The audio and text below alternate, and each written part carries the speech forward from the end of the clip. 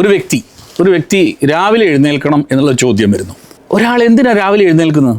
ഇപ്പോൾ പഴയ കാലത്ത് നമ്മൾ പറയും ബ്രാഹ്മ മുഹൂർത്തത്തിൽ എഴുന്നേൽക്കണം എന്ന് പറയും. അപ്പം നമുക്ക് ധാരാളം സമയം കിട്ടും അല്ലേ?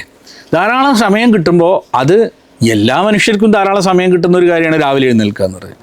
എക്സസൈസ് ചെയ്യാം, നമ്മളെ ഇൻ്റലക്ച്വൽ ആയിട്ടുള്ള ചില എന്തെങ്കിലും എക്സസൈസസ് നമ്മൾക്ക് ആ തരത്തിൽ ചെയ്യാൻ പറ്റും, പഠിക്കാൻ പറ്റും, ഉപാസന ചെയ്യാൻ പറ്റും, വീട്ടിലെ ജോലി ചെയ്യാൻ പറ്റും, ക്ലെൻലിനെസ് ഉണ്ടാവും അല്ലേ? അപ്പോൾ ഇതൊക്കെ നമുക്ക് ഉണ്ടാകുന്നതിന് വേദം പഠിച്ചാലേ പറ്റൂ. കാരണം വേദം എന്ന് പറഞ്ഞാൽ മന്ത്രം പഠിക്കുക എന്നൊരർത്ഥത്തിലല്ല അതുള്ളത്.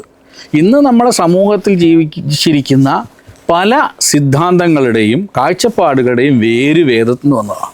വേദത്തിലാണ് രാവിലെ എഴുന്നേൽക്കാൻ പറഞ്ഞത്. ഇപ്പോൾ 5 AM ക്ലബ്ബ് എന്ന് പറഞ്ഞിട്ട് റോബിൻ ശർമ്മ എന്ന് പറയുന്ന ഒരാൾ ഒരു പുസ്തകം എഴുതിയിട്ടുണ്ട്. സത്യത്തിൽ അവർക്ക് ആ ആശയം എവിടുന്നാണ് വന്നത്? ആ ആശയം വന്നത് സത്യത്തിൽ വൈദികമായ കാഴ്ചപ്പാടിൽ നിന്നല്ലേ. അപ്പോൾ വേദം എങ്ങനെയാണ് ഇന്നത്തെ കാലഘട്ടത്തിൽ ഉപയോഗിക്കേണ്ടതെന്ന് ചോദിച്ചാൽ നമ്മുടെ ജീവിതത്തിൽ ഒന്നാമത്തെ ഘടകം തന്നെ എന്താ?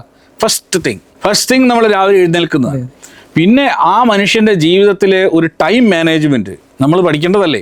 വേദങ്ങളിലാവുമ്പോൾ എന്താ? ഇപ്പോൾ വൈദിക ആചരണം പറഞ്ഞു അത് രാവിലെ സന്ധ്യാവന്തനം നിങ്ങൾ ചെയ്യാവുന്നത് വേദങ്ങളിലെ ഒരു ആചരണം എന്നുള്ള നിലയ്ക്ക് ചെയ്യുന്നു വയ്ക്കാം.